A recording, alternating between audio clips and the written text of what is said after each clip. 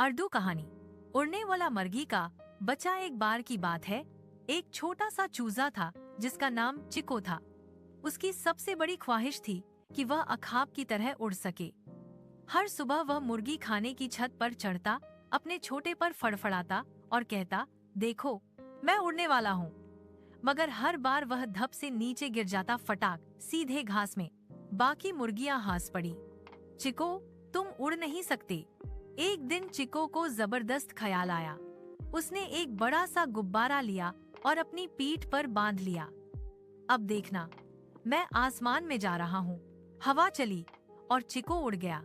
मैं उड़ रहा हूँ, मैं आसमानी चूजा हूँ, वह खुशी से चिल्ला रहा था।